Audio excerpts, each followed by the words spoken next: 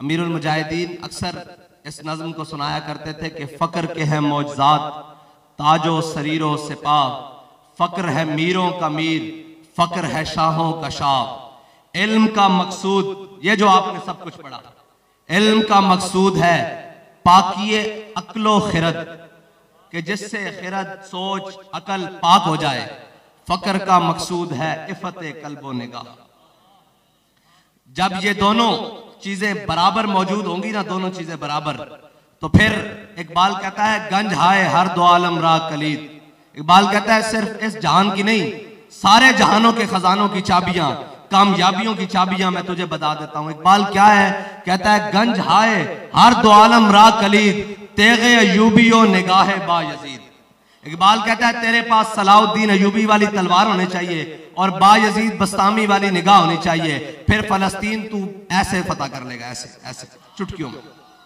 और अगर नहीं होगा तो फिर क्या, कि अगर सारी जिंदगी तू इसी में लगा रहेगा और इसी बातों में लगा रहेगा।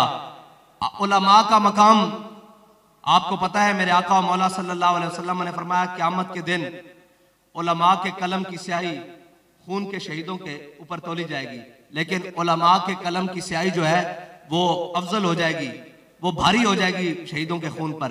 हम पूछने लगे हैं वो स्याही कौन सी होगी, उसकी तफसील करने लगे हैं कि वो स्याही कौन सी होगी। वो स्याही ये होगी कि सिर्फ ये नहीं कि हुजरे में बैठकर और ये सारी बातें लिखते रहना और करते रहना। वो स्याही हमने अमीरुल मुजाहिदीन से पूछा है कि वो स्याही कौन सी है जिसके बारे में हुजूर ने फरमाया है कि वो शुहदा के खून पर भारी हो जाएगी।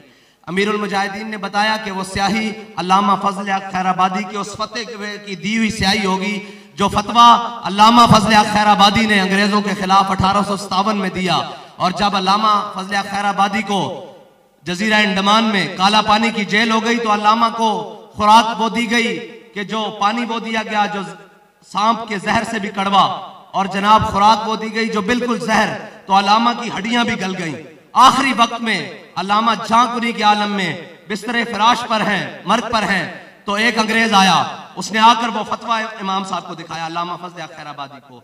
मैं इन उलमा से कहता हूं आपको मालूम होना चाहिए, हमें तारीख से बताया ही नहीं गया। ये तो अल्लामा खादिम हुसैन रिजवी को सलाम और उनकी कब्र अनवर पर करोड़ों सलाम, जिन्होंने हमें तारीख से आशना किया कि तुम हो किन की औलादें, वरना कोई जाकिर नाइक से मुतासिर था, कोई जनाब ये आजकल मिर्जा जेलमी नाम का इनसे मुतासिर हो जाता। ये तो बाबा जी ने बताया कि तुम्हारे बड़े बहुत बड़े थे, तुम कभी देखो तो सही तुम्हारे बड़े हैं कौन। और जब अल्लामा फजल खैराबादी पढ़ने के लिए जाते थे तो मुगल शहजादे, उस वक्त की रोल्स रॉयस जिसे कहा जाता है, उस वक्त की रोल्स रॉयस जिसे कहा जाता है, और फजल इमाम का बेटा अल्लामा फजल खैराबादी जब पढ़ने के लिए जाता था तो हाथी पर सवार होकर जाता था। यह नहीं कि वो कहीं उनको मुयस्सर नहीं थी दुनिया की आसाइशें और उनके पास दुनिया के मामलात नहीं थे, या वो दुनिया की आसाइशों से उनको पता नहीं था कि ये होती कैसी हैं। इमाम फजल खैराबादी हाथी पर पढ़ने जाया करता था और उधर से मुगल शहजादे हाथी पर बैठकर आया करते थे, यानी एलीट क्लास का बराबर होकर दीन का इल्म पढ़ने के लिए जाया करते थे।